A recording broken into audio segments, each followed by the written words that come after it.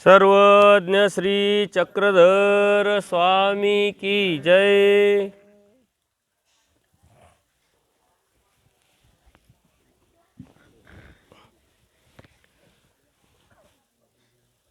ब्रह्मविद्या प्रवचन 16 गेली 25 तारखेपासून आपण चिंतन करत आहोत। आज या प्रवचन 16चा शेवटचा दिवस, शेवटचं सत्र आहे। सकाळी सूचना दिलेल्या आहे, यानंतरही माझं सत्र झाल्यानंतर लगेच वासनिक सत्र सुरू होईल।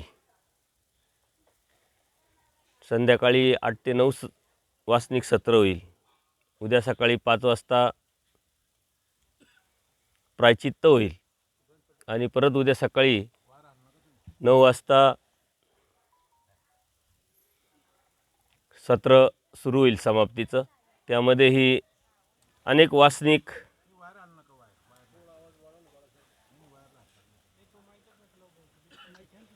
मार्गदर्शन करतील, संकल्प सोडतील, प्रतिक्रिया देतील। हे मी यायच्या अगोदर हे केलं पाहिजे। आता हे करा, ते करा, वायर हात लावू नका। आता हे मोठे का कशाला करता, गप्प बसा। आता आवाज येतोय तर ऐका। हे सर्व अगोदर केलं पाहिजे। मी आल्यानंतर तुम्ही येता खाली। आता सकाळी तेच होतं चालू।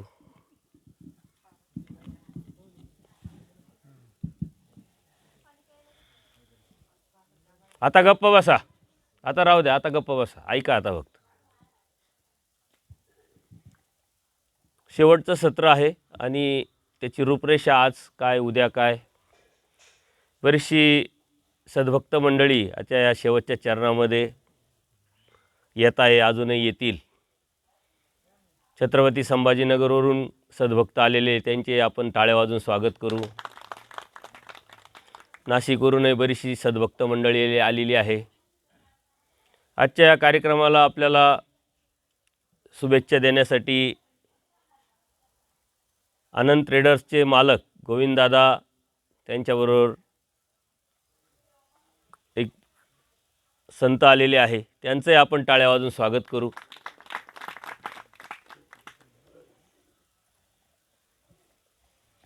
आपण पहिल्या दिवसापासून सर्वज्ञ श्री चक्रप्रभू निरूपित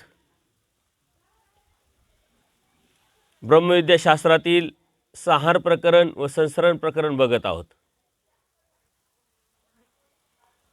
ते का बघायचं, कशासाठी बघायचं, त्यातून काय शिक घ्यायची, काय समज घ्यायचा,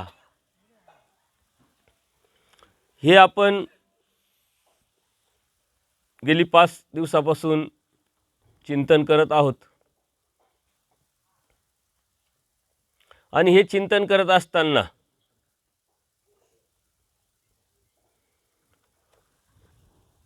स्वामी श्री चक्रधरांनी या जीवाच्या भल्यासाठी, जीवाच्या हितासाठी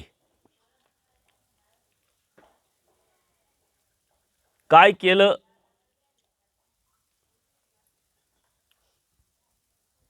देवता वर्गाचा त्यामध्ये काय सहभाग आहे, आणि या सहभागातून आपलं हित कशाने होऊ शकतं, हे सारा समज या प्रकरणातून आपल्याला येतो। प्रपंचाचा सार होतो, त्यानंतर प्रपंचाचं परत संसरण होतं, आणि ते संसरण होत असताना कशा पद्धतीने ही सिस्टम राबवल्या जाते। परमेश्वराच्या प्रवृत्तीनं माया ही एक देवता, मुख्य देवता, त्या मायेच्या माध्यमातून या जीवाला कसं सामर्थ्य दिल्या जातं आद्यमाळाच्या माध्यमातून, आणि तो आद्यमाळाचं कारण पुढील देवतेचे मळ घेत घेत कुठपर्यंत मळतो, कुठपर्यंत येतो, ते आल्यानंतर तो कसे संत असंत कर्म जोडतो आणि त्यातून भौतिक सुखाच्या अभिलाषेपोटी जे तयार करतो, जे नवतं ते तयार करतो आणि त्यातच अडकतो। परंतु परमेश्वराची कृपा, त्या कृपेमुळं ज्या जीवाची योग्यता आहे, पात्रता आहे, ज्याचा प्रयत्न आहे, तळमळ आहे, वासना आहे, सत्य काय जाणण्याची इच्छा आहे, अशा जीवाला परमेश्वर वाडेवेडी घेऊन त्याला बोध देतात आणि या बोधाद्वारे परमेश्वर कोण, जीव कोण, देवता कोण आणि प्रपंच कोण याचे कार्यकारण स्वरूप लक्षण सांगून दाखवून तुझं हित कशात आहे, तुला काय करायचं आहे, तुझं कर्तृत्व काय आहे, तुझं कर्तव्य काय आहे याची जाणीव करून देतात. आणि ही जाणीवेतूनच आपण धर्म समजून घेऊन त्या धर्मावरती चालायचं असतं आणि त्यातूनच पुन्हा परत जे घेत आलो ते सोडत परमेश्वरापर्यंत जायचं असतं. परमेश्वराची भक्ती आपण बाय अंगाने करतो, परंतु परमेश्वराची भक्ती करत असताना परमेश्वराला स्वीकारणं, परमेश्वराने सांगितलेले तत्व, सिद्धांत, आचार, विचार प्रणाली आपण स्वतः स्वीकारून त्या कृतीवरती जाणं, त्या आचारावरती जाणं म्हणजे परमेश्वराला स्वीकारणं. आणि त्या स्वीकारण्यातून धर्माचं भलं होणार नाही, परमेश्वराचं भलं होणार नाही. या जीवाच्या हितासाठी ह्या परमेश्वराने याची जाणीव आपल्याला करून दिलेली आहे. त्यासाठी आपण आपल्याला ओळखलं पाहिजे, आपण आपल्याला जाणलं पाहिजे. म्हणून जीवाला प्रथम परमेश्वराने जीव सांगितला, या जीवाच्या नंतर देवता सांगितल्या, देवतेच्या नंतर प्रपंच सांगितला आणि मग परमेश्वराची ओळख करता आली. जीवाला केंद्रस्थानी ठेवून परमेश्वराने प्रथम जीवाला जीव सांगितला आहे. म्हणून आपण आपल्याला समजून घेणं आणि त्यातून सुरुवात करणं परमेश्वराच्या प्राप्तीच्या अनुषंगाने, हेच अध्यात्म आहे, हीच साधना आहे. जीवाने प्रथम जीव समजून घ्यायचा, पण आपण आपल्याला कधी समजून घेत नाही. डोळे सर्व बघतात, पण डोळे डोळ्याला पाहतात का? पण डोळे डोळ्याला बघायचं असेल तर आरशापुढे उभे राहावं लागेल. तसंच आपल्यालाही आपण समजून घ्यायचं असेल तर आपल्यालाही आरशापुढं उभे राहावं लागेल. तो आरसा आहे ब्रह्मविद्याशास्त्राचा, तत्त्वज्ञानाचा. त्याच्यापुढे गेल्याशिवाय आपल्यातले दोष आपल्याला दिसत नाही,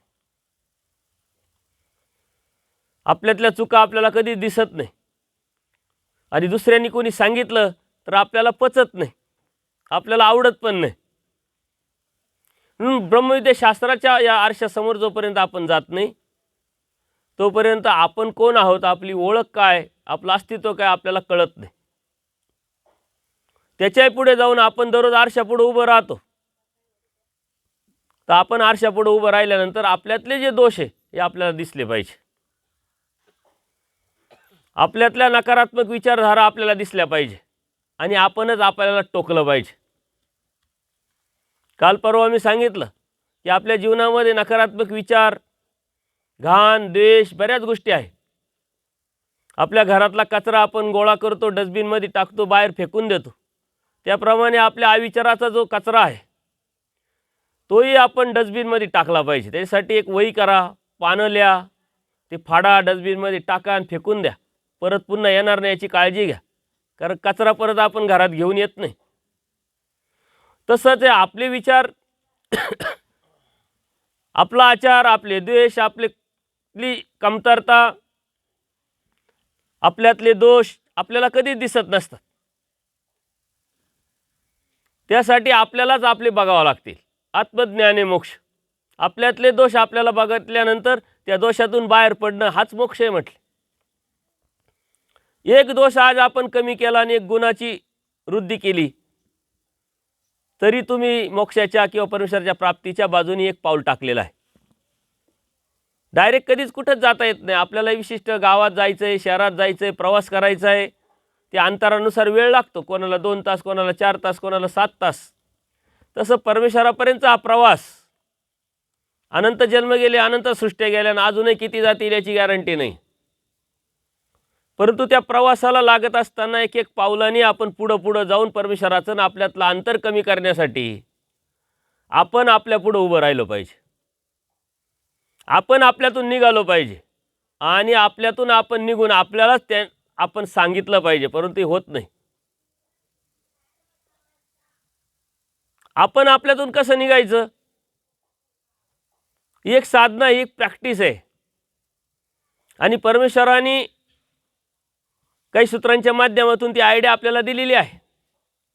आहाराच्या संदर्भात पुढं काही आलं आपल्याला आवडलीच नसतं तर देव म्हणतात तुम्हाला सांगा ना, तुम्हाला टोका. खायचं तर खाय म्हटले, भूक लागली तर आपोआप धूळ खाशील. हे देवाने काय सांगितलंय? आपण आपल्याला सांगायला सांगितलंय.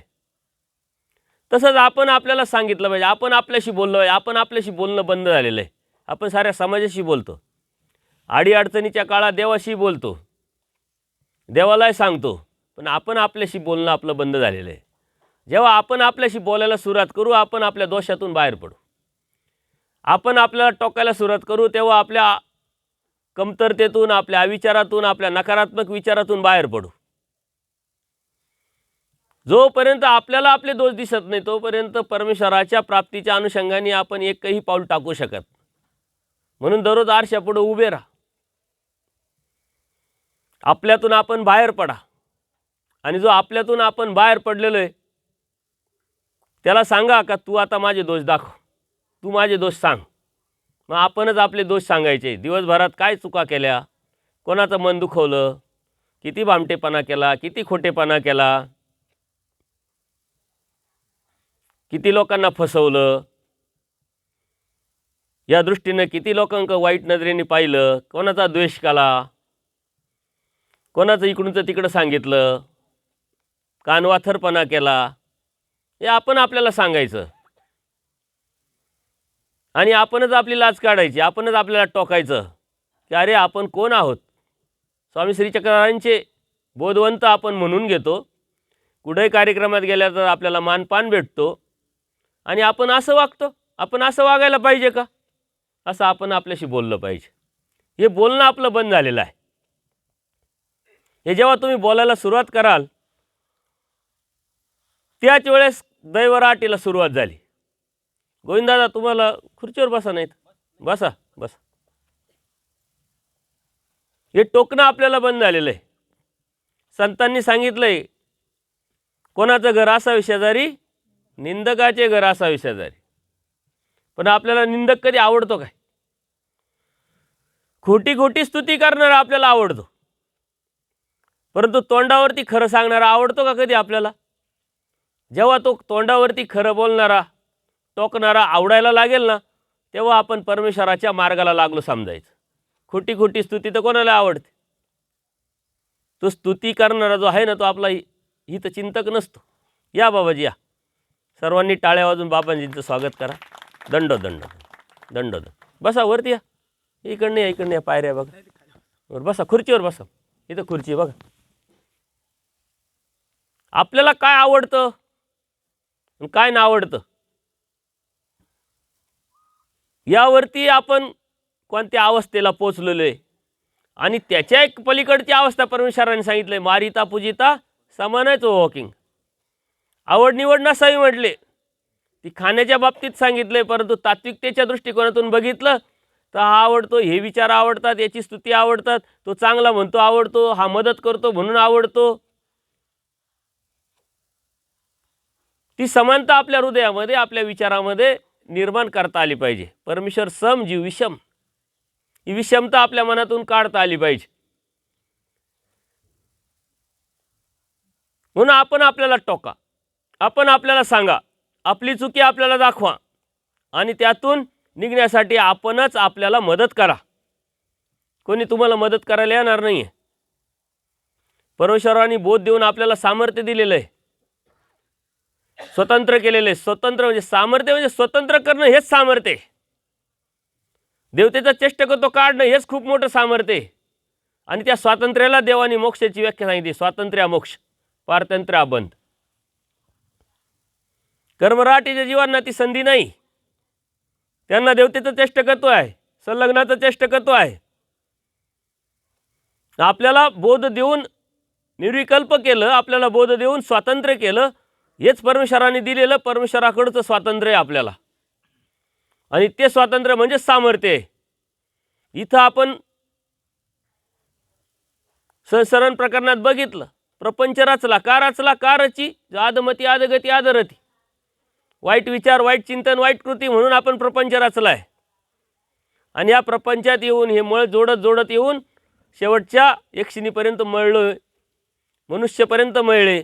आणि त्यातून जे संत असंत कर्म केले, त्यातून चतुर्विधीला आपण चतुर्फळाला गेलेलो आहे. म्हणून आपल्याला आपण स्वच्छ करायचं, आपण आपल्याला क्लीन करायचं. विचाराच्या बाजूने असेल, आचाराच्या बाजूने असेल, कृतीच्या बाजूने असेल. तीच साधना, ती धार्मिकता, ती साधना, ती धार्मिकता आपण विसरून गेलेलो आहे. आपण बाह्य अंगाने धार्मिकता करतोय. स्थानवंदन करतो, विडे ठेवतो, क्रिया करतो, एकामेकाला दंडोत घालतो. असे सात्विकतेने बसलेले असतात. कुणी म्हणाल वा वा काय ज्ञानी, काय सात्विक आहे. हा इथून बाहेर पडल्यानंतर मग त्याची खरी ओळख कळते. त्याच्या आजूबाजूच्या लोकांना विचारल्यावर मग खरी ओळख कळते. ही विशिष्ट ठिकाणी, विशिष्ट वेळेला, विशिष्ट जागेवरच आपली धार्मिकता आपल्याला दिसून येते. परंतु आपण सातत्यपूर्ण ती धार्मिकता जेव्हा कुठं करू, म्हणून परमार्ग तुमचं जीवन किंगा. परमार्ग हे आपलं जीवन आहे. आपलं जीवन झालं पाहिजे. परंतु जीवन न होता आपलं जेवण झालंय. फक्त परमार्ग आपलं जेवण झालंय.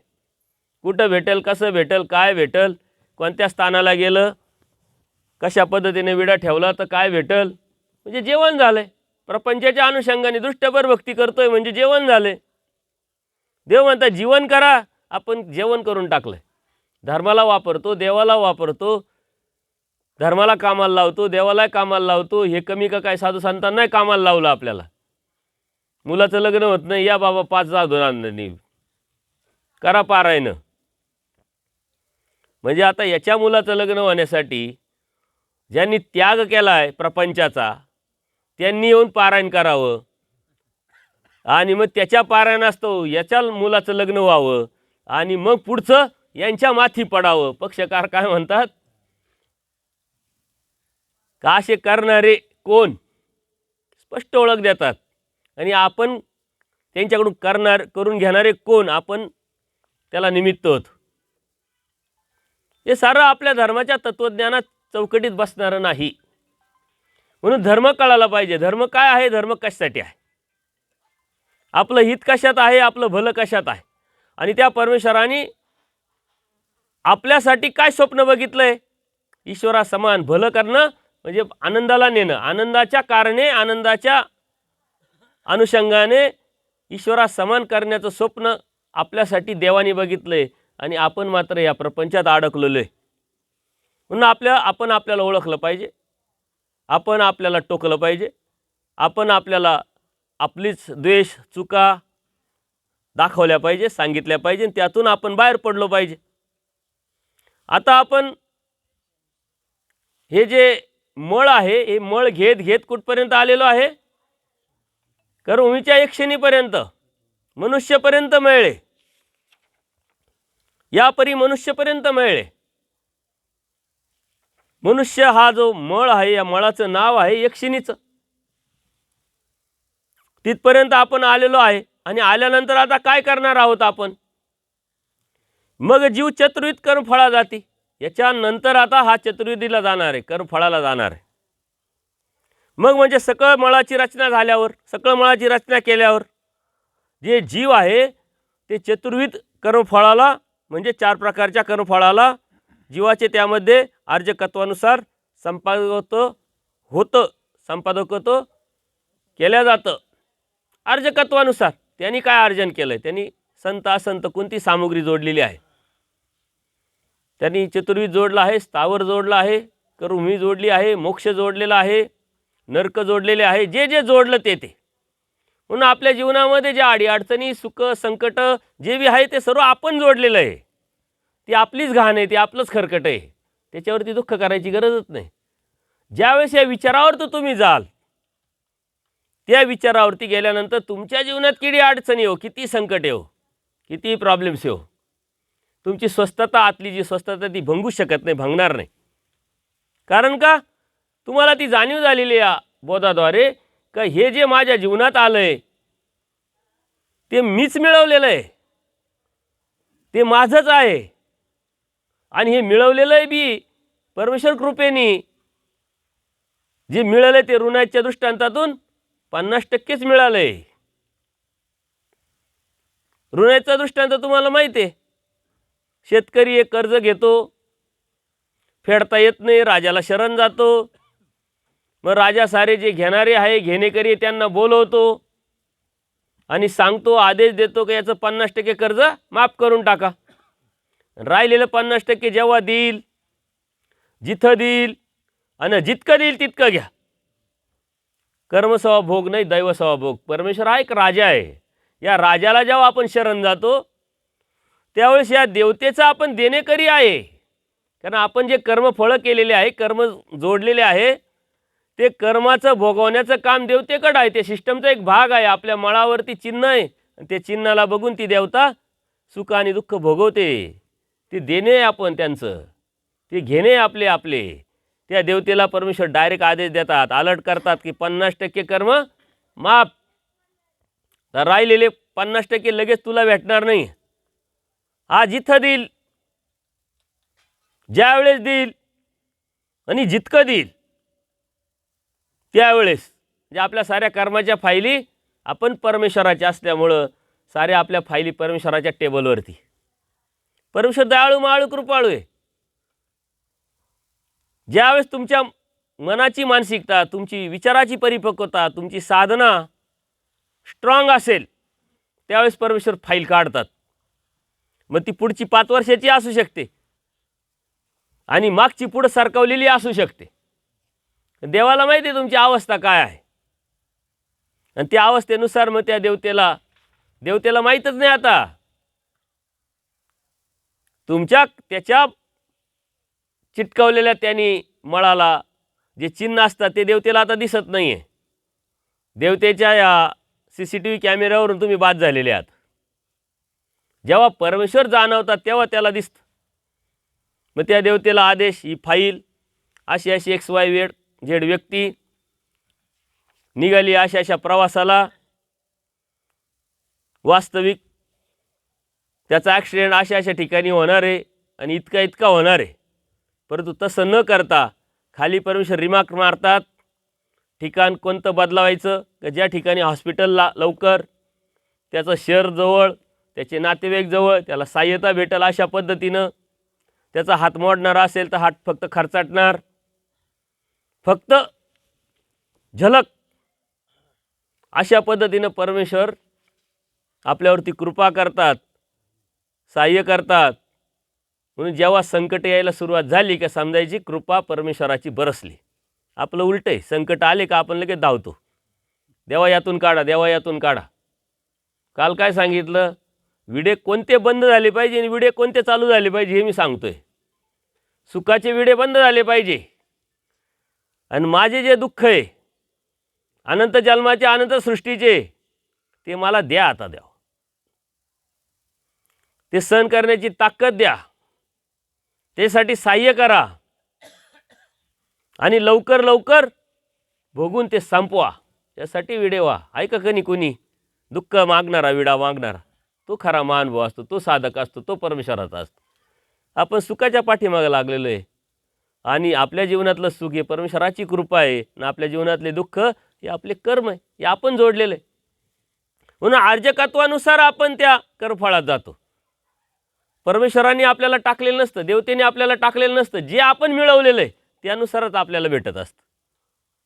जितकं काम केलं तितका पैसा भेटतो, जितका पेपर लिहिला तितके मार्क भेटतात. तिथं वशिला चालेल, इथं अजिबात वशिला चालत नाही, थोडाही चालत नाही. परंतु परमेश्वर कृपा असल्यामुळं हे निम्मच असतं. त्यातलं जे निम्म आहे ते बी कवडणे आहे, 100तला 1 भाग, आणि तरी आपण रडत राहतो, तरी आपण पळत राहतो. म्हणजे निम्म कर्म भोगायचं आहे, त्या निम्म कर्मातले बी कवड न्याय आहे आणि त्याच्यासाठी आपले विडे वाहून आपण थकतो. म्हटल्यानंतर 100% असं तर आपण काय केलं असतं. सहजच विचार करायचा का जे संकट आले त्याचे 100% ॲड करायचे. किती मोठं दुःख होतं. ही देवकृपा आपल्याला समजली पाहिजे, कळाली पाहिजे. आणि हे जेव्हा कळेल तेव्हा आपण आपल्या दुःखाविषयी, अडचणीविषयी, संकटाविषयी तक्रारही करणार नाही आणि देवाला तर अजिबात त्रास देणार नाही. आपलंच खरकटं, आपलीच घाण आणि वरतून देवाला त्रास द्यायचा. देवावर जेव्हा आपल्याला आवडेल, देव आपल्याला कळेल, तेव्हा आपण देवाला त्रास देणार नाही. हा देवाला त्रास द्यायचा आहे. बाईसा प्रेमी भक्त आहे. क्षणाक्षणाला श्वासात गत त्या फक्त आणि फक्त परमेश्वराचाच विचार करायचा. उठणं बसणं बोलणं त्यांचं सारं परमेश्वरासाठीच अर्थायचं. परमेश्वर काही करत असेल तर बाईसा विनंती करायच्या, देवाश्रीकर दुखेल, थांबा, एवढी काळजी. परंतु आपण देवाला किती दुखवलेलं आहे, किती दुःखी केलं आहे, किती उदास केलं आहे याची मात्र गणताच नाही. ही जाणीव आपल्याला झाली पाहिजे. म्हणून आपण ज्या वेळेस या सृष्टीमध्ये आलेलो आहे, मनुष्यापर्यंत मिळालेलो आहे, आपल्या अर्जकत्वानुसार पुढची चाल आपली काय आहे की चतुर्विधीला जातो आपण. समग्र कर्मफळामध्ये जीवाचे संपादक होतो. माया एकाच वेळेस करते, तसे समग्र जीवांना रचना मात्र एकाच वेळेस केल्या असतील म्हटले. प्रश्न आहे पक्षकारांचा. एकाच वेळेस जर मायेच्या तमातून ही माया काढते, त्या त्या ब्रह्मांडात ते जीव एकाच वेळेस टाकते, मागे पुढं टाकत नाही, तर हे कर्मफळाची जे त्याला प्राप्ती आहे ज्या ज्या जीवाला, ती एकाच वेळेस टाकते का? आणि त्याचं जे मात्र आहे, समग्र जीवांची जी रचना आहे, ती एकाच वेळेस केल्या जाते का म्हटले. चतुर्विधा कर्मफळा जाते ते क्रमेची म्हटले, अनुक्रमे. मायेने जीवाला चतुर्विध कर्मफळामध्ये जे संपादतो केलं जातं, संपादतो केल्यानंतर रचना मात्र क्रमाक्रमाने करते. कारण मायेचा मळ घेतला त्यावेळेची रचना, मग विश्वेचा, त्यावेळेस नंतर अष्टभैरवाचा, हे घेत घेत त्या पद्धतीने एकाच वेळेस रचना होते. कारण एकाच वेळेस मळ घेत नाही तो, तेव्हा एकाच वेळेस रचना कशी होणार, तर ते क्रमाक्रमानेच होते. संत फळीच्या रचना उच्चादिक्रमे आणि असंत फळीच्या रचना निचादिक्रमे.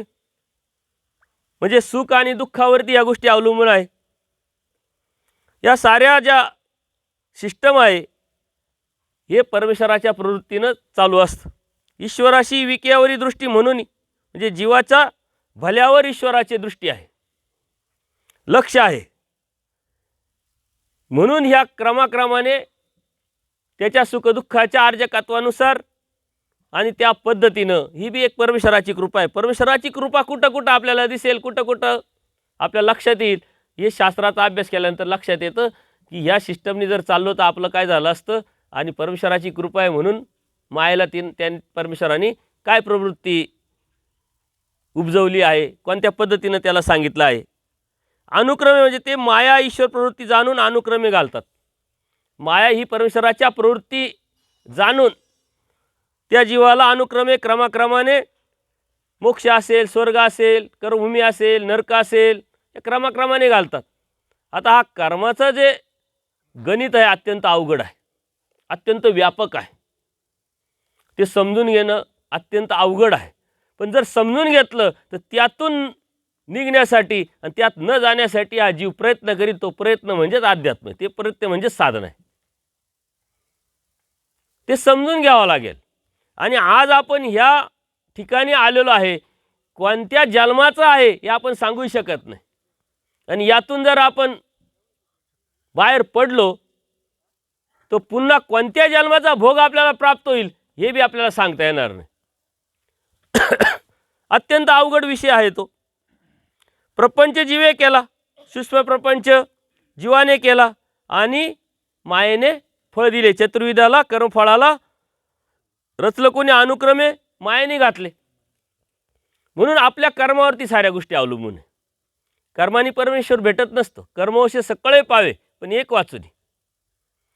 कर्माने आपलं सारं सुख दुःख अडी अडचणी संकट हे सारे भेटत असतात. परंतु परमेश्वर कर्माने भेटत नाही, परमेश्वर ज्ञानाने भेटतो, परमेश्वर प्रयत्नाने भेटतो, परमेश्वराकडून परमेश्वर भेटत असतो. म्हणून कर्माची गती एकदा समजून घ्यावा लागेल. एक सहज उदाहरणादाखल तुम्हाला सांगतो. एखादा मुलगा आहे, जन्माला आला आणि जन्माला आल्यानंतर 8 वर्षानंतर त्याची कर्मनिष्पत्ती चालू होते. ज्या मिनिटाला तो 8 वर्षाचा झाला त्या मिनिटाला त्याने पहिलं कोणतं कर्म केलं, त्याच्यावर संस्कार होते. खेळत होता मुलांबरोबर. एक साधू चालले होते, घरात गेला, टोपल्यातून चपाती आणली, भाजी आणली, आईकडून मागितली, त्या साधूंना दिली.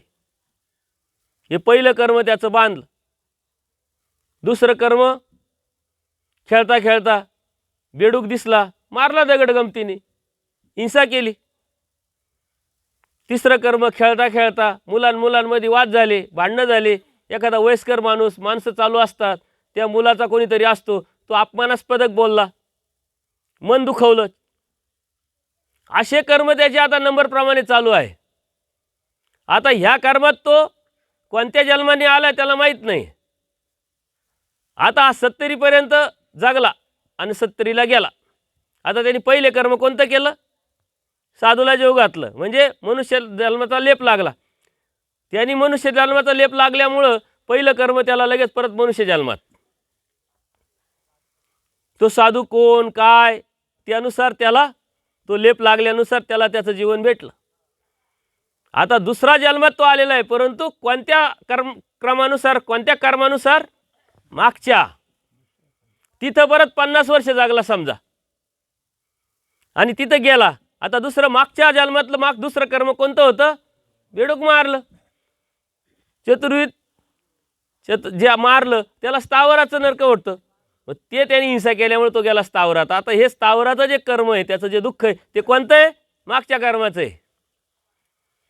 आता बेडूक कोणता कोण जीव आहे, कसा आहे, त्याच्यानुसार त्याला ते जीवनमान भेटत असतं. तो तिथं गेला स्थावरावरती, ते भोगलं, ते संपलं. पुन्हा तिसरं कर्म त्यांनी कोणतं केलं, मन दुखवलं. कुठं गेला मन दुखवल्यावरती, प्राण्यांमध्ये गेला, प्राण्यांना मारलं, स्थावरात गेला. कोणत्या कर्माने कोणतं भेटत असतं. आता हे सारी जी लाईन लागली, ही लाईन कोणती आहे, मागच्या जन्माची. आणि ह्या जन्माच्या क्रमानुसार सारं भोग चालू आहे. त्यानं येणं जाणं मागचं संपलं. आता हे संपल्यानंतर परत आता चालू होईल कोणतं, ह्या जन्माचं. यांनी परत 50 वर्ष जागला, परत 8 वर्षानंतर कोणते कर्म चालू झाले. म्हणून आपण आता ह्या जन्मात इथं जे बसलेलो आहे, त्या कोणत्या जन्माचं आहे कर्म आपल्याला माहीत नाही.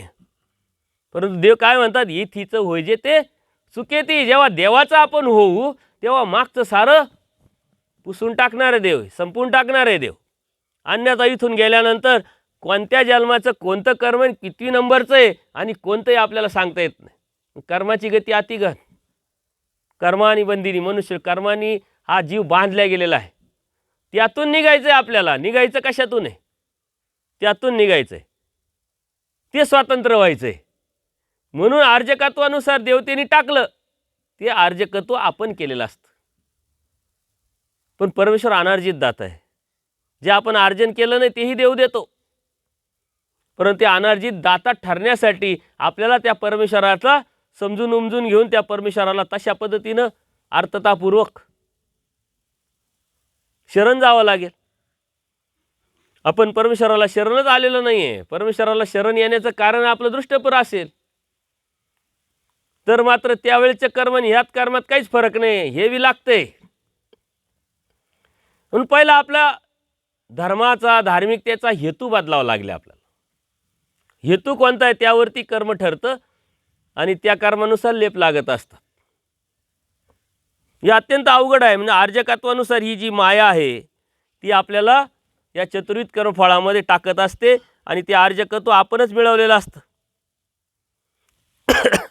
ही परंपरागत मोक्ष फळादायी अनुक्रमे देवतेच्या सुखाला, अनुक्रमे नरकाला, अनुक्रमे कर्मभूमीत,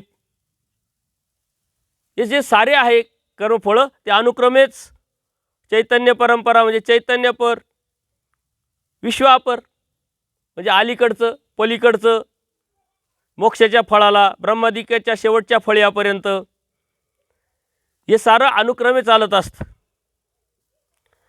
आणि ह्या साऱ्या ज्या गोष्टी आहे पाठी स्वर्ग, त्याच्यानंतर स्वर्ग म्हणजे सुखफळ. स्वर्ग हे सुखफळवाचक आहे. स्वर्गीच्या देवतेच्या अनुषंगाने सुखफळ म्हणजे स्वर्गवाचक. अष्टदेवनी करुभूमीच्या देवता, ते भूभूमी. करुभूमी म्हणजे करुभूमीतील उत्तम देवतेचे मनुष्य देव. हे सारे जे आहे अर्चकत्व त्यांनी कसे जोडले त्या पद्धतीनं ते सुखफळ भेटत असतं. आता याच्यात एक कर्मराटीचा जीव आहे. कर्मफळ करत असताना पहिले कुठं जातो? दुःखात जातो की सुखात जातो? तो पहिले दुःखात जातो, कारण त्याने ते जास्त मिळवलं जातं. सुखाचे क्षण त्याच्यासाठी खूप कमी. ते त्याच्या उलट दैवराटीच आहे. आपल्याला दुःख फळ आहे. आधी राईके विके परमेश्वराचं, आणि परमेश्वराचं ते आहे ते सुखफळ.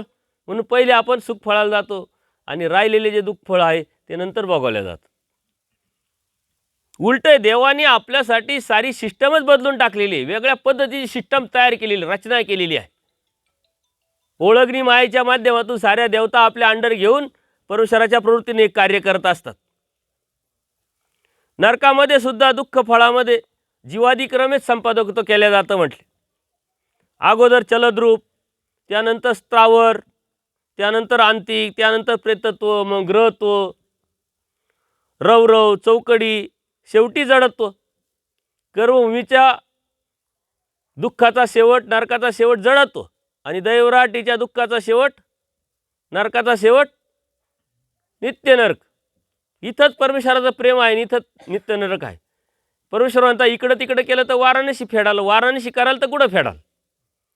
इकडं तिकडं जे आपण उपद्याप केलेले आहे, चुका केलेल्या आहे, गुन्हा केलेला आहे, त्यातून निघण्यासाठी इथं आलो आपण परमेश्वराच्या प्राप्तीसाठी, परमेश्वराच्या शरण येऊन त्यातून निघण्यासाठी. परंतु इथं येऊनच परत घाण करायला लागलो तर जाणार कुठं? परमेश्वराच्या पलीकडे तर कोणी नाही आपल्याला त्यातून काढण्यासाठी. म्हणून इथं येणं हेच खूप मोठं सामर्थ्य, इथं येणं हेच खूप मोठं सुख, इथं येणं हेच खूप मोठं कर्तृत्व आपलं आहे. कारण ते बी अर्जन आपणच केलेलं आहे. कळत न कळत अहेतुक भूतभजन घडवलं, कळत न कळत अहेतुक भक्ती केली. मग ती देवतेची का असे ना, कोणत्या प्रकारचा विचार नाही, अपेक्षा नाही, स्वार्थ नाही, आणि म्हणून परमेश्वराने आपल्याला दिलेलं आहे. ते आपण अर्जकत्वच केलेलं आहे. परंतु कळत न कळत त्याचं जे फळ आहे इतकं मोठं आहे का त्या परमेश्वराने बोध देऊन आपल्याला परमेश्वराच्या समानतेला नेण्याची प्रक्रिया, तो रस्ता आपल्याला दाखवलेला आहे, परमेश्वराचा पत्ता आपल्याला दाखवलेला आहे. कळत न कळत आता जाणतेपणी केलेलं कर्म किती मोठं करलं आपल्याला. आज आपल्याला जाण झाली, समज झाला आहे, परमेश्वराचं ज्ञान झालं आहे, आणि त्यातून मग आपण कर्म करायला लागलो तर किती मोठं होईल. एक जीव अर्जक, देवता फळदात्री. जीव हा अर्जन करणार आहे आणि देवता ह्या फळं देणारे आहे. ती सिस्टमचा एक भाग आहे. ती त्या देवतेला ते ठरवलेलं असतं, आणि ती देवता त्या जीवाला तशा पद्धतीने भोगवत असते. जसं एखाद्याने गुन्हा केला, त्याला पकडायचं काम कोण? न्यायाधीश येतो का आणायला, बोलवायला, पकडायला? पोलीस राहतात, सिस्टम आहे. त्या पोलिसांनी पकडल्यानंतर ते त्याला फाशीला चिटकावतात का, किंवा शिक्षा सांगतात का? नाही. ते न्यायाधीशापुढे नेतात त्याला.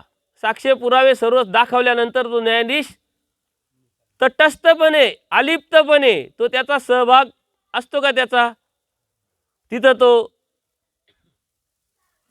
प्रत्यक्ष प्रॅक्टिकली असतो का? साक्षी असतो का? नाही. आलेल्या साक्षी पुराव्याच्या माध्यमातून तो निर्णय देतो. हो, तसंच आहे. आपण केलंय, केल्यानंतर जे आपले आहे, इथं मात्र चिटिंग नसते. तिथं पैसे देऊन सोडता येतं थोडंसं, पण इथं सुटता येत नाही. आणि पैसे देऊन तिथून जे चिटिंग केलेली राहते ते बी इथं भोगावं लागत आहे. म्हणून आपण म्हणतो ना, इकडं न्याय अन्याय चालेल, पण तिकडं मात्र न्यायच होईल, इकडं अन्यायच नाही आहे. तिकडं सिस्टम आहे, ते बी सामर्थ्य आहे, केलेले कर्म आहे, त्या कर्माचं चिन्ह आहे. ते चिन्ह आपल्या फळावर, मळावर आहे, आणि ते मळ त्या देवतेच्या नजरेत आहे, दृष्टीत आहे.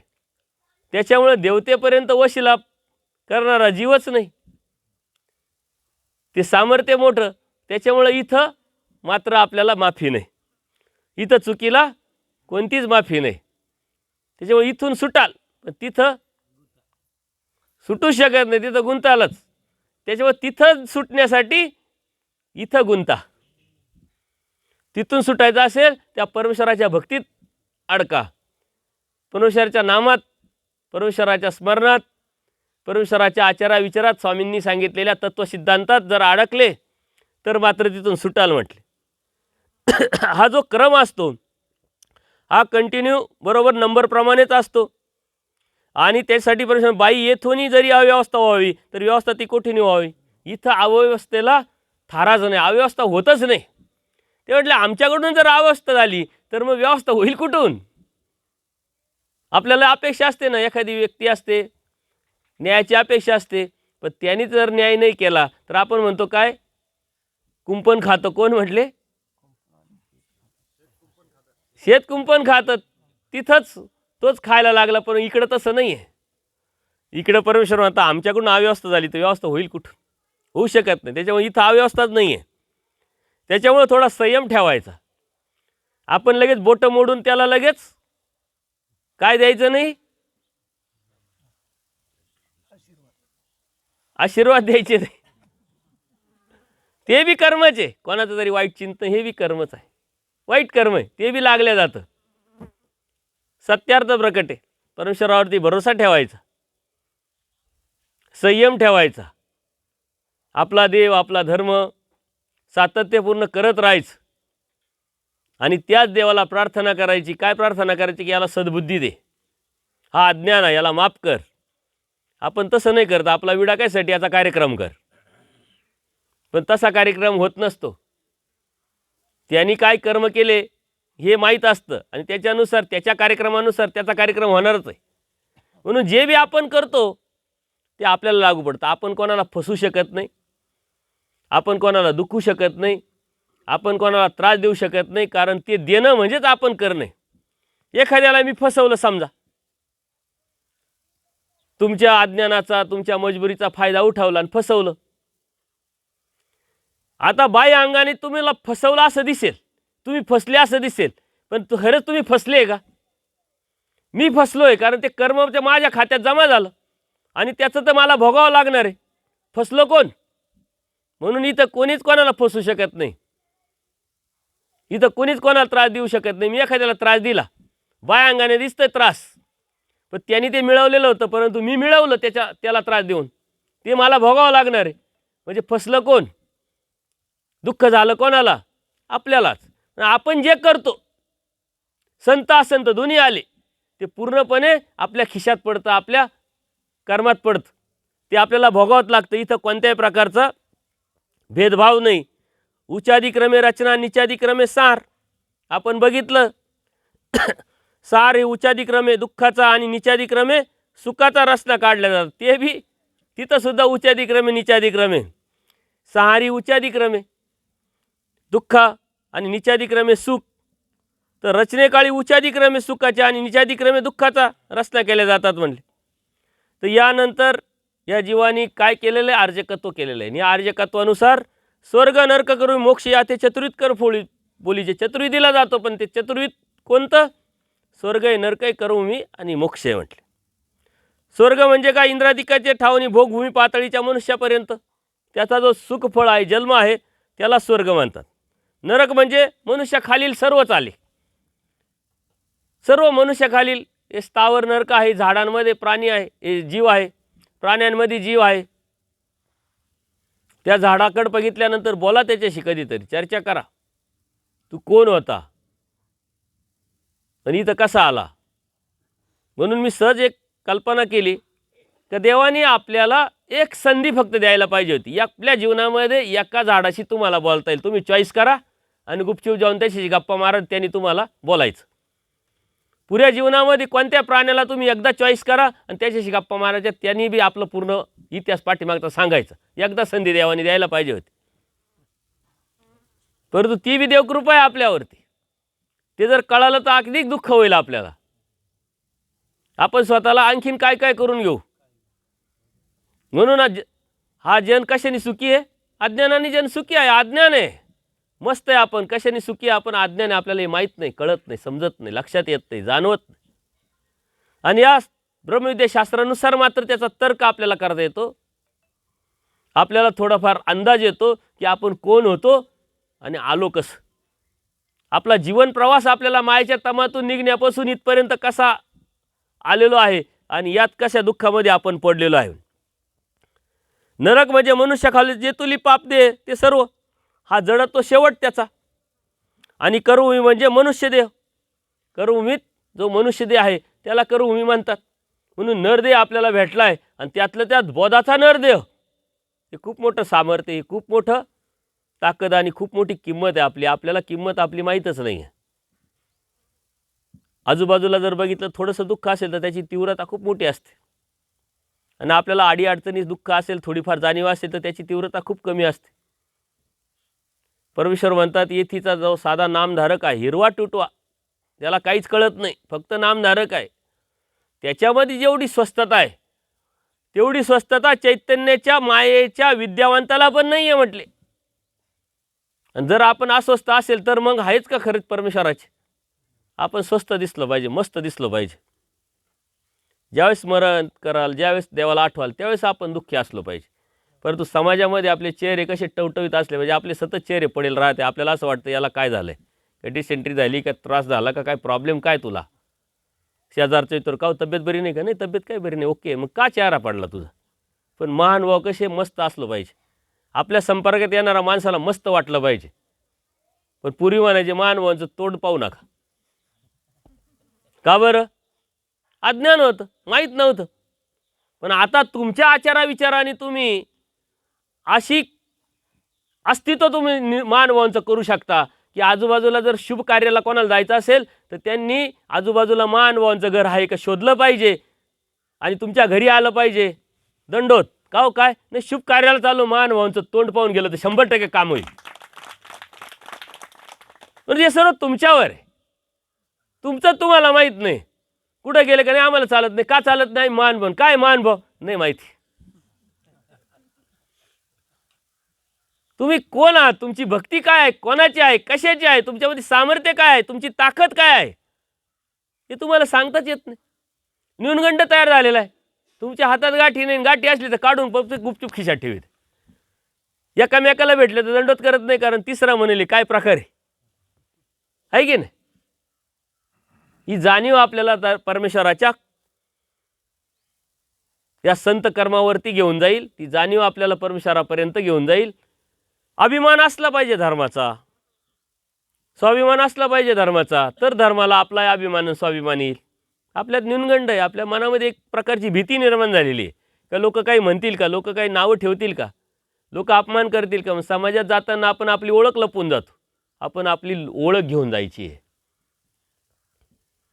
ती ओळख लपवायचं काम नाही. आपण कोण आहोत याची जाणीव एकदा झाली का आपण सांगितलं पाहिजे, आपण दाखवलं पाहिजे, आपण बोललं पाहिजे, पण कृतीतून.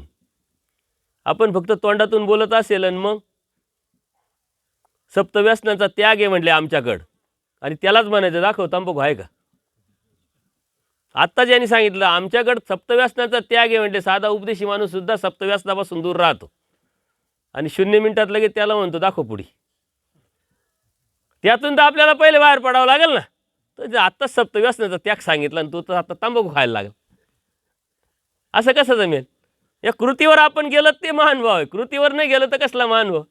आचारावर नाही गेलं तर कसला महानुभाव. आपल्यामध्ये आपण बदल नाही केला तर कसला महानुभाव. पण आपण कोण आहोत हे आपल्या लक्षात आलं पाहिजे. आणि मोक्ष म्हणजे ब्रह्मादिकावरचे चैतन्यापर्यंत जे सुखफळ आहे त्याला मोक्ष म्हटलं गेलं आहे. आणि याला का मोक्ष म्हटलं गेलं तर त्याचं सुखफळाची जी वेळ आहे ती जास्त आहे, जास्त काळ आहे, म्हणून मोक्ष. सकाळीच आपण बघितलं इतर लोक मोक्ष मोक्ष म्हणतात, यालाच मोक्ष म्हणतात. स्वर्गाला, वैकुंठाला, वैकुंठवासी गेला, स्वर्गवासी झाला म्हणजे मोक्ष मिळाला. अरे हे आपलेच नाही, अन्य कितीतरी धर्म आहे का ते स्वर्गालाच शेवट समजतात. एक तर नरकात जा नाही तर स्वर्गात जा म्हटले, दुसरं काहीच नाही आहे. आणि इकडे दररोज हिंसा करायची, स्वर्गाचे स्वप्न पाहिजे, कसं जमत. देवता फळं मिळवणं सुद्धा एवढं सोपं नाही आहे. आणि देवतेकडून देवता फळं मिळवणं हे परमेश्वराला प्राप्ती करण्याच्याही अवघड आहे. देवतेकडून देवतेचे फळ कधीच भेटत नाही जीवाला, कारण त्याची जी विधी आहे ती अत्यंत कडक. थोडी जरी चुकी झाली तर लगेच जडत्वाला.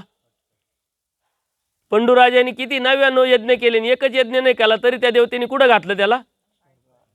डायरेक्ट पायरीत. किती सोपं आहे. जर परमेश्वराकडे एवढं केलं असतं तर परमेश्वर काय नाही केलं, परमेश्वराने विचारही केला नसता आणि ते ड्रॉप करून टाकलं. काय केलं याच्यावरती त्याला कुठं नेलं असतं. या भक्तीतला फरक आहे. पण देवतेचे फळं देवतेकडून कधीच मिळत नाही. पण देवतेचे फळं ह्या परमेश्वर भक्तांना परमेश्वराकडून मिळत राहतात. आपण भक्ती करत असताना विशिष्ट अवस्थेपर्यंत गेलो परंतु कैवल्यदानाच्या अवस्थेला नाही पोचलो. मग ग्रहणदान, सबददान, लीळादान हे कोणाचे फळ आहे? देवतेचे. पण परमेश्वराकडून भेटतात. म्हणजे परमेश्वराने देवाला सिस्टम वापरायला लावली परंतु वापरत्या कोणासाठी? आपल्यासाठी, या परमेश्वराच्या भक्तांसाठी.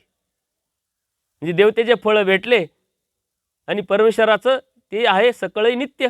आता परमेश्वराकडून भेटलंय म्हणून ते बी नित्य आहे. त्याच्यावरून संपलं का लगेच आपला परत परमेश्वर भक्तीचा सांधा जोडल्या जातो आणि परत पुढे जातो आपण. फक्त अंतराय पडतो. आज भेटेल तर उद्या, उद्या तर परवा. परंतु एकदा का इथं आले की इथून रिटर्न नाही. फक्त टिकून राहायचंय. मी सांगत राहतो फक्त पडे राहू. तू काहीच नाही केलं ना, काहीच नको करू, फक्त पडून राह गुपचूप. खुजली मेंबर होऊ नको फक्त तू. तरी देव तुला भेटल. तरी देव तुला कुठेतरी ॲडजस्ट करेल आणि कुठेतरी सुख फळाला पाठल. पडून राह. ही पडून राहायची भानगडच आपण करत नाही. आपण इथं येऊन रूपद्याप करतो. कारण संस्कार. गुपचूप पडायचं फक्त. काही करायचं नाही. खूप जास्त उद्योग करायचे नाही. खाजवायची नाही कुठं. खरूच तर अजिबात खाजवायची नाही. खरूच खाजवली का वाढत राहते. नुसतं पडून राहिलं ना तरीही परमेश्वर आपल्याला कुठंतरी ॲडजस्ट करून सुख फळाला नेईल. पण आपण गुपचूप पडत नाही. स्वर्ग म्हणजे काय? इंद्रादिकांच्या ठावणी. भोगभूमी पातळीचे मनुष्य 72 कोटी देवता फळापर्यंत भोगभूमीत संपन्न अष्टभोगांची युक्त मनुष्य.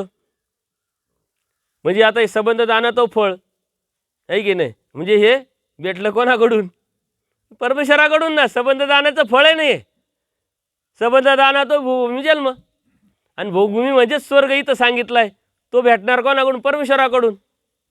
म्हणजे सारे जे आहे सिस्टम, जर सिस्टम तुम्ही समजून घेतली ना तर सर्व बाजूनी फक्त आणि फक्त परमेश्वराने तुमचीच बाजू राखली. कोणाची बाजूच राखली नाही. दुसऱ्यांचा विचारही केलेला नाही आहे.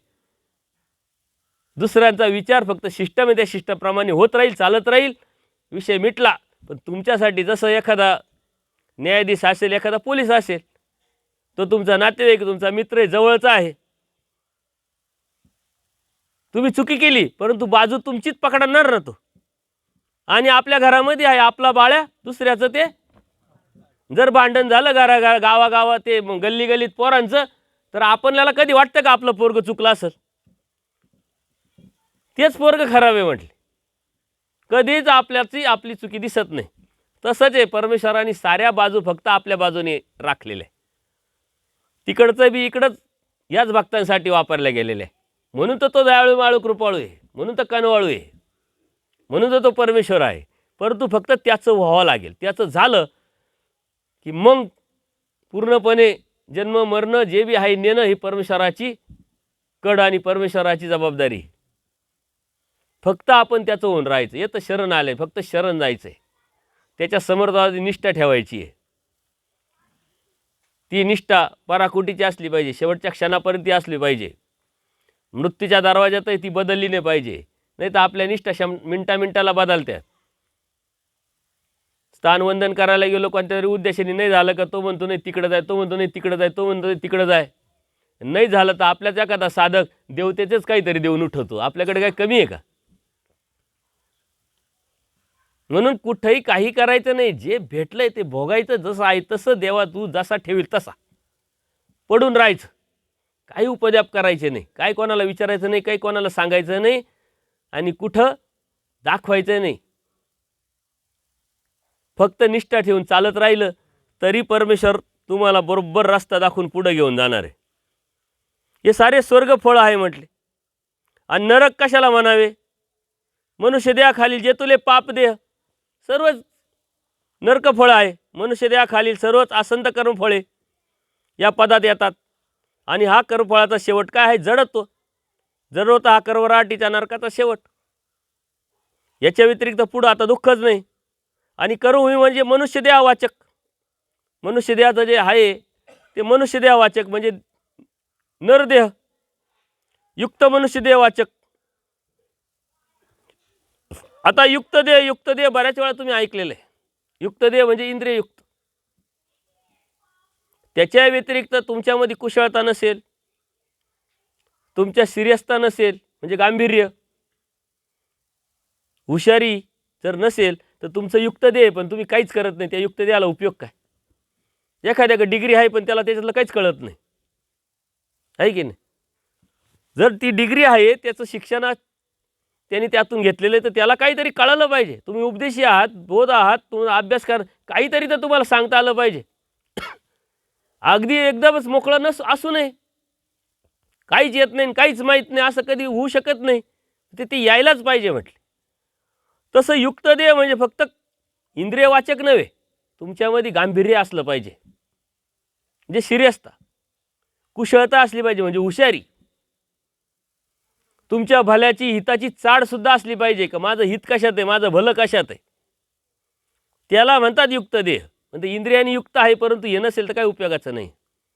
आणि त्याच्याही पलीकडे जाऊन स्वामींनी सांगितलं, आंधळा, बहिरा, मुका याला धर्माचा अधिकार नाही. आणि मग आपण आंधळा म्हणजे कोण समजतो? ज्याला डोळे नाही तो आंधळा, ऐकू येत नाही तो बहिरा. पण आचार्यांनी देवाला विचारलं, आंधळा म्हणजे कोण? आचार्य एवढे वेडे होते का आंधळा म्हणजे कोण विचारायला? याचा अर्थ देवाने काहीतरी वेगळं सांगितलं हे त्यांना लक्षात आलं. आंधळा म्हणजे कोण? म्हणजे डोळे आहे पण पाहत नाही तो आंधळा. डोळे नाही आहे आणि म्हणून तो आंधळा आहे असं देवाने नाही सांगितलं. डोळे आहे पण पाहत नाही, कान आहे पण ऐकत नाही, तोंड आहे पण बोलत नाही, भलत्या ठिकाणी थोबाड उघडतो, तो मुका आहे म्हटले, काय उपयोगाचा नाही. हृदय आहे परंतु त्याच्यात विचारच करत नाही, निरागसता नाही, कोमलता नाही. बुद्धी आहे पण विचार नाही करत आहे, गांभीर्य नाही, सिरियस नाही, अशाला धर्माचा अधिकार नाही. मग आपण तर सारं पाहतोय तरी आपण म्हणतो काय करायचं आपल्याला? ज्याचा हात मोडेल त्याच्या गळ्यात पडेल. सारं ऐकतोय परंतु ऐकल्याचं ना ऐकल्या करतो. बोलण्याची वेळ आहे, टोकण्याची वेळ आहे, तिथं थोबाडं बंद करतो. जिथं बोलायचं नाही तिथं भलतंच बोलत बसतो. यांना सारे अधिकार नाही. मी आता 2 पुस्तकं लिहिले, ते DTPला दिलेले, धर्मी अधिकार नाही, त्याच्यात हे सारं व्यवस्थित आलेलं आहे. आणि अजून एक पुस्तक लिहिलं आहे, मुक्तीचे दरवाजे.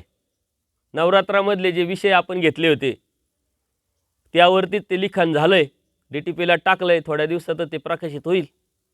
ते अधिक विस्तृतपणे ते लिखाण झालेलं आहे. पहिले 4 तर पुस्तकं आपले आहेच आणि अजूनही अनेक विषयावरती लिखाण चालू आहे.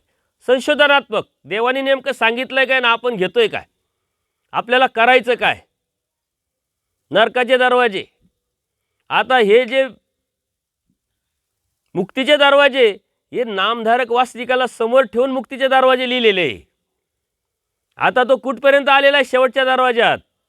अनुसरण, अनुसरणाचं नंतरचं नामस्मरण. हा वासनिक, नामधारक वासनिक झाला, त्याग करायला लागला, अभ्यास करायला लागला आणि त्या एका दरवाज्यातून पास होत होत तो अनुसरणापर्यंत पोहोचला आणि अनुसरणानंतर नामस्मरण करायला लागला. आता पुढचा दुसरा भाग काय राहणार आहे मुक्तीच्या दरवाजाचा? आम्ही कपडे घातले, आता आमच्यासाठी मुक्तीचे दरवाजे कोणते? आम्ही तुमचे आचार सांगतो पण आम्हाला आचार कोण हे माहिती पाहिजे ना. आम्ही तुम्हाला सांगतो पण तुम्ही आम्हाला सांगणारा वासनिक तयार होईल, तेव्हा धर्म परमेश्वराच्या त्या खावणीतला तयार होईल, खावणीतला दिसेल. आचार काय नुसता तुम्हीच करायचा, आचार काय आम्हीच करायचा अशी मक्तेदारी नाही आहे कोणाची. दुसरा भाग त्याचा तयार होईल. साधू संतांसाठी मुक्तीचे दरवाजे कोणते? आम्ही कपडे घातले साधू झालो म्हणजे लगेच मुक्त झालो का? नाही, इथून तर खरी सुरुवात झाली, आमची जबाबदारी इथून सुरुवात झाली. मग तिथून परत हेच दरवाजे, परंतु वेगळ्या प्रमाणातून, वेगळ्या वाचनातून, वेगळ्या दृष्टांतातून, वेगळ्या लीळेतून हेच दरवाजे कंटिन्यू परत चालू होऊन जाते. आता तुम्ही अनुसरले, तुम्हाला वाटलं अनुसरले, घातले कपडे, आता दत्तमुनी घातले, अनुसरले, संपलं. आता आपलं संपलं नाही, सुरुवात झाली. काय करावं आता तुम्ही? त्याचं पहिलं सुरुवात कुठून होणार आहे? प्राप्त विषयांचा त्याग करावा. आणि आउट कुठं होणार आहे? तिथंच होणार आहे. प्राप्त तर होणार आहे, पण त्याग करायला लावला आहे देवाने. काय अप्रत्यक्षरित्या प्राप्त होणार, 100% होणार. आणि तो अनुभव दीक्षेच्या वेळेसच येतो लगेच. किती जमले? दीक्षा घेतात 20,000 जमले पूजेतून. शाली किती? म्हणजे आयुष्यभर लग्न करता करता सोयऱ्या दायऱ्याच्या शाली जेवढ्या जमल्या नाही तेवढ्या दीक्षेतून यांना शाली आल्या. विषय तर प्राप्त होणारच आहे, पण देव म्हणतात त्याग करा. क्षणोक्षणी त्याग. आला विखो पायी हाणावा. आपण पायावरच विखो टाकून घेतो, हाणायचा तर विषयच येत नाही. म्हणजे पुढचा भाग तयार होणार आहे. देवकृपा, साधू संतांचं शुभचिंतन, तुमची प्रेरणा, यातून हे पुढं पुढं आपण जात राहू. तर या साऱ्या ज्या गोष्टी आहे अवघड आहे. मला वाटलं होतं संपूल, परंतु विषयांतर होतं आहे. आपण थोडं स्पीडली घ्यावं का, नाही तर एखादं घेता येईल आपल्याला. आता हे कर्मभूमी म्हणजे मनुष्यदेहवाचक भोगभूमीत कशाने आपण जातो? संबंधदानातून. ते सुखफळ आहे, ते बी तिथं बी भोगभूमीतही गेले तर कोणते गेले पाहिजे? अष्टभोगाने युक्त, म्हणजे श्रीमंत बऱ्यापैकी. नाही तर तिथंही बी काही सोपं नाही. तिथंही गरिबी आहे, अडचणी आहे, सुख आहे, संकट आहे, अडचणी. इकडून जे गेले परमेश्वराकडून तेच मस्त आहे, तेच श्रीमंत आहे, तेच व्यवस्थित उपभोग घेत आहे. आणि सकळांची निष्पत्ती ती कर्मभूमीची की म्हटले. आता या साऱ्यांची निष्पत्ती आहे ही कर्मभूमीत. इथं येऊनच त्याला परत आई सुरू करावं लागणार. इकडून तिकडून त्याला कुठं भेटतच नाही रस्ता. सकळांची म्हणजे चतुर्विध कर्मफळाची निष्पत्ती आहे कर्मभूमीच आहे. म्हणून कर्मभूमीत परमेश्वराने उच्चारली. स्वर्ग तो त्रिविध, ब्रह्मादिक, शेषया, पुण्यात वालो. आणि आता आम्ही परत इथून जाणारच नाही अशी मानसिकता त्याची असते. 8 म्हणजे नित्य ईश्वराची 8 ते आहे. कोण? अष्टभैरव. ते स्वतःला ईश्वरच समजतात ना. त्याच्यामुळे तिथं गेलेला जो फळी आहे तो बी म्हणतो आता आम्ही परत रिटर्न नाही. म्हणून त्या अनुषंगाने आम्ही नित्य ईश्वरच आहेत म्हटले. म्हणून त्या अनुषंगाने त्यांना मोक्ष म्हटलेला आहे. चैतन्य फळे या सुखाचे बावले, म्हणजे चैतन्याच्या फळाला तर कंटिन्यू निव्वळ सुखच असतं. त्याच्यामुळे त्याला ते बरंच वाटणार आहे तो परत. परंतु तरीही त्यांना मी इथून जाईल, इथून पडेल असं कधीतरी जाणीव असते. म्हणून ती स्वस्थता त्याच्याकडं नसते. इथला जो नामधारक आहे त्याला ती स्वस्थता काय येते की आपल्याला परमेश्वर दिसला, भेटला, समजला, आता कधीतरी देव आपल्याला भेटल, ही त्याची मानसिकता असते. केवळ सुख आहे कोणतं? चैतन्याचं. तर जडत्वाचे केवळ दुःख असते आणि चैतन्य फळी केवळ सुख असते. हे दोन्ही शेवट सांगितले.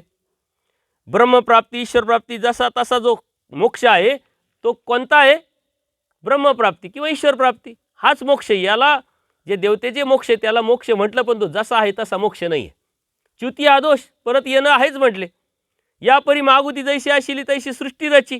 या परी म्हणजे जे आत्तापर्यंत आपण बघत आलो, परमेश्वराच्या प्रवृत्तीनं मायेने काय काय कार्य केलं, मळ कसे चिटकवले, चैतन्य असं कसं म्हटलं, अशा पद्धतीनं ही सृष्टी पुन्हा रचल्या जाते, पुन्हा संहार होतो, पुन्हा रचल्या जाते. हे सारखं चालू. या परी म्हणजे पूर्वोक्त प्रकारे जशी असेल तशी, म्हणजे संहार काळी जशी होती तशीच. त्यामध्ये यचकिंततही थोडाही बदल नाही न करता सृष्टी रची, म्हणजे सृष्टीची रचना केली जाते. म्हणजे थोडं न्यूनत्व नाही, थोडंही कमीपणा नाही, थोडाही बदल नाही, सेम टू सेम सृष्टीची रचना होते, सेम टू सेम सृष्टीचा संहार होतो म्हणले. अथवा यापरी म्हणजे ब्रह्मांडाप्रमाणे सकळ ब्रह्मांडी जे बी आहे, न्यून कमी कोणतंच नाही. यथा पूर्ववत, प्रत्येक ठिकाणी पूर्ववत जसं आहे तसंच सृष्टी रचल्या जाते, केली जाते. प्रपंचाची रचना, कारण सूक्ष्म स्थूळ प्रपंचाची रचना केली जाते. चतुर्विध कर्मफळाचा निर्वाळा केला जातो. म्हणजे जे आज आत्तापर्यंत आपण बघितलं सेम टू सेम, काही बदल नसतो. म्हणजे त्याच्यातही सर्व असतं. चतुर्विध फळं असतात, कर्मफळं असतात, मळ चिटकून तो कसा कसा मळला जातो, सेम टू सेम असतं पूर्ववत. याचा अर्थ काय? सर्वच आलं, पण तरी ते आपल्याला सांगताय की नेम सेम टू सेम होणार म्हटले, यात काहीच बदल नाही. प्रपंच तियांचे फळ, त्याची साधने सर्व प्रकारे सेम टू सेम. त्याची प्रपंच त्याच भैरव स्वरूपीचा प्रपंच त्याच ठिकाणी राहतो. व मागच्या सहाराच्या वेळेस मग दुसरीकडं प्रपंच गेला, आता यावेळेस आलटून बदलून थोडासा. असं नाही आपण जसं एखादं ओझं घेऊन चाललो की आलटून पलटून घेतो ना, तसं इथं नसतं म्हटले आलटून पालटून. ती सिस्टम आहे. ज्यावेळेस सार होईल त्यावेळेस हे सारा प्रपंच अष्टभैरवाच्या ठिकाणी जाईल. आपण मायेच्या तमात जाऊ. देवता आपल्या आपल्या अव्यक्ती स्थित होणार आणि परमेश्वर आपल्या आनंदात रममान होणार. हे सेम आहे. मग आता पुढच्या वेळेस वेगळं बदलायचं, इकडं तर तिकडं करायचं असं काहीच नसतं. ते आहे ते तसलं तसंच म्हणले. म्हणून पूर्ववत हा शब्द सांगितला. तिथी वार नक्षत्र यात बदल होत असेल म्हटले. आपल्याला वाटतं ना शंका येणार, तिथी वार आता आपल्याकडं तिथी आहे, वार आहे, नक्षत्र आहे, कॅलेंडर आहे, बऱ्याच गोष्टी पण त्याच्यात तरी बदल होत असेल म्हटले. पूर्वी होती तशीच यथावत रचना होते म्हणले. किंचितही बदल, याच्यातही बदल नाही म्हटले, कशातच बदल नाही. मागच्या वेळेस जसं होतं तसंच अशा पद्धतीनंच संशोधन लागत गेले. त्या पद्धतीनंच संशोधन लागून टेक्नॉलॉजी वाढत गेली आणि टेक्नॉलॉजी हाईपर्यंत गेली आणि त्याच वेळेस सृष्टीचा सार झाला.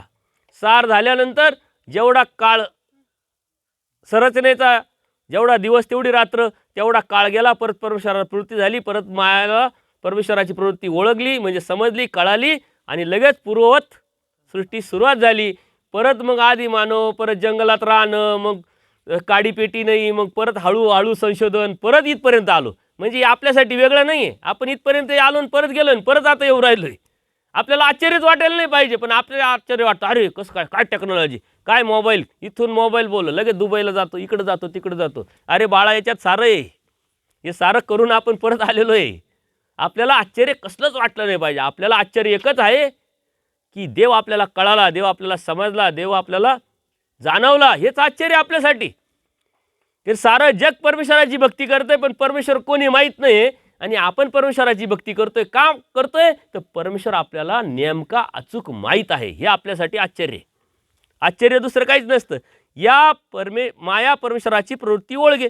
शेवटचं सूत्र आहे. आता याच्यानंतर पूर्ववत जसं आहे तसंच होतं, काही बदल होत नाही. आणि आता माया परमेश्वराची प्रवृत्ती ओळखे म्हणजे माया झोपली असेल, लय थकली असेल असं नाही म्हटले. ती पतिव्रतावत जी आहे, दासीवत, ती परत परमेश्वराची प्रवृत्ती बघत असते का माझा मालक आता पुढचं काय आदेश देईल. अव्यक्त माया परमेश्वराची म्हणजे अव्यक्त परमेश्वराची प्रवृत्ती म्हणजे इच्छा, म्हणजे वेतलेपणाने उल्लेखाची वाट पाहत असते. माया म्हणजे ईश्वरीची व्यापारती शक्ती आहे. स्वातंत्र्य उपजे भंगे ती प्रवृत्ती म्हटले. स्वातंत्र्याने परमेश्वराची प्रवृत्ती उपदे. आता चला लय दिवस झाले, माया सांगू शकत नाही परमेश्वर, लय दिवस झाले, कंटाळाला पडून पडून आता जरा घ्या प्रवृत्ती आणि पराक करा रचना परत. असं नाही म्हटले. देवाला कोणाचं चेष्टा करतो नाही. देव स्वतंत्र आहे, नित्यमुक्त आहे. जेवढा काळ जाईल तेवढा वेळ बरोबर सिस्टममध्ये आला का मग परमेश्वराची प्रवृत्ती आपोआप ओळखते. ते आपण मागितलंच आहे. त्याप्रमाणे तिला परमेश्वराला कोणाचंही चेष्टकत्व नाही. परमेश्वराची प्रवृत्ती झाल्यावर सकळ जीवांची अथवा अधिकारी जीवांना ज्ञान होईपर्यंत राहते ती इच्छा. ज्ञान होईपर्यंत, जोपर्यंत ज्ञान होत नाही, ज्ञान पाळी फिरत नाही, तोपर्यंत परमेश्वराची सृष्टी राहते. उद्धारणाची प्रवृत्ती स्थिर असते. रचना होईपर्यंत रचनेची, रचनेमध्ये ज्ञान होईपर्यंत रचनेची, सार होईपर्यंत साराची आणि उद्धरण होईपर्यंत उद्धरणाची प्रवृत्ती परमेश्वराची सतत स्थिर असते, बदलत नाही. आपल्यासारखं मिनटाला बदलत नाही. आपण सकाळी काय बोलतो, दुपारी काय बोलतो, संध्याकाळी आपण त्याच्यात कुठं नसतो. म्हणतो मी कुठं बोललो, कधी बोललो, काय प्रमाण त्याला आणि काय सबूत त्याला. यांनी गुपचूप व्हिडिओ काढेल राहत्या. मोबाईलमुळे लय पंचायत झाली लोकांची. कुठे गेले का लाईव्ह करतात लोक. आता त्याच्यावरून किती भांडणं दररोज सोशल मीडियावरती आपण पाहत राहतो. पहिले मोबाईल बंद करा म्हटले. पार कोर्टात गेले, एकाने याचिका दाखल केली हायकोर्टात आणि हायकोर्टाने आदेश दिला की तुम्ही कुठेही काम करत असताना कोणीही येऊन मोबाईल चालू करू शकतो, कारण तुमच्यावरती वास ठेवण्याचं काम समाजाचं आहे. पण तरी लोक मोबाईल चालू करून देते नाही. पोलीस स्टेशनला जा, एखाद्या ऑफिसरकडे जा, देत नाही. परंतु हे लक्षात येत नाही CCTV CCTV कॅमेरा कंटिन्यू चालू असतो 24 आवर. तो अत्यंत पॉवरफुल असतो. तुमच्या मनातला विचारसुद्धा तो पकडला जातो. इथं मात्र ही एकदा सिस्टम कळाली का तुम्ही चुकीचे कामच करणार नाही, कारण CCTV कॅमेरा परमेश्वराचा चालू असतो त्याच्या. त्या पद्धतीनं माया परमेश्वराची प्रवृत्ती पुन्हा ओळखते. ती इच्छा परमेश्वराची सतत राहते आणि ती माया यथा अंगवळेकार सेवक. अंगवळेकार म्हणजे अंगाचे वळण जाणणारा, हावभाव जाणणारा. सेवक म्हणजे जसं आपल्या मालकाचा मनोधर्म जाणून योग्य वेळी काय करायचं ते लक्षात येतं ना. लक्षात येतं, बॉन्डिंग असतं. पाणी लागतं, कधी लागतं बाबाला, बरोबर ते शिष्य असतो तो बरोबर वेच असते, आवड असते बाबाला. वेळेत पाणी, वेळेत हे, वेळेत ते, बरोबर त्याला द्यायचं, ती एक आवड असते. त्याच्यामुळं तशी ही माया योग्य वेळी योग्य व्यापार करते आणि ती पाहत राहते. त्याप्रमाणे माया ईश्वराची प्रवृत्ती जाणून व्यापार करत असते. अव्यक्ती प्रवृत्ती जाणे. अव्यक्त मन परमेश्वराची प्रवृत्ती उत्पन्न झाली माया आहे आपण, मग आपण स्वतःहून जाणत असेल म्हटले का मग परमेश्वर जाणवतात. म्हटले म्हणितले परमेश्वराने आत्मक धर्मे करून जाणवल्याशिवाय त्या मायेला काही जाणल्या जात नाही, काही कळत नाही. उल्लेख आपल्या आपण ती जाणत नाही. म्हणजे परमेश्वराने जाणवलं, परमेश्वराने दिलं, परमेश्वराने मेल पाठवला का मग ती दिसते, अरे मेल आला चला. तोपर्यंत नाही म्हटले. स्वतःहून काहीच नाही, स्वतःहून कोणता निर्णय घेत नाही, स्वतःहून काही विचारही करत नाही, स्वतःहून देवाला काही सांगत नाही. फक्त आदेश, आणि तो आदेश इमानीद्वारे अत्यंत आवडीपूर्वक दासीवत पतिव्रतावत ती माया परमेश्वराची प्रवृत्ती ओळखून सर्व व्यक्ती स्वीकार विविध परीने देह धारण करते. आता हे सारं पुढं उदाहरण प्रकरणामध्ये येणार आहे. विविध परीने पुरस्त व्हावे. देखणे म्हणजे मूर्त, सर्वांना रात दिसत असावी, दिसत राहावी. या साऱ्या पद्धतीच्या ज्या प्रवृत्ती आहे परमेश्वर स्वीकारतात. आणि व्यक्त होते म्हणजे परमेश्वराने व्यक्त व्हावं, व्यक्त झाल्यानंतर त्यांनी जे जे सांगावं ते ते मी करावं, अशा पद्धतीने ही माया ह्या परमेश्वराची प्रवृत्ती वाट पाहत असते. अत्यंत आवडीपूर्वक, उत्साहपूर्वक, विवेचपूर्वक. आपल्यासारखं नाही आळमटळम कामचुकारपणा ती करत नाही. म्हणून त्या मायेकडून काय शिकायचं आपण पाहिलं. ती माया परमेश्वराची प्रवृत्ती ओळखे. तसं आपण परमेश्वराची प्रवृत्ती ओळखतो कारण आवड नाही, वेच नाही.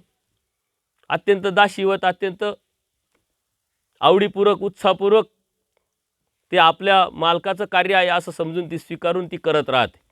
तेच आपण जर शिकलो, त्या मायेला फायदा काय? काहीच नाही. ती मुक्त होणार नाही, परमेश्वराचं दर्शन भेटणार नाही, परमेश्वराकडून आनंद भेटणार, काहीच तिला काहीच भेटणार नाही. परंतु ड्युटी म्हणून ती करत राहते. आपल्याला सारं भेटणार आहे, आपल्याला सारं भेटणार आहे देवाकडून. अगदी देवासारखं होता येणार आहे आपल्याला, तरी आपल्याला करण्याची इच्छा नाही.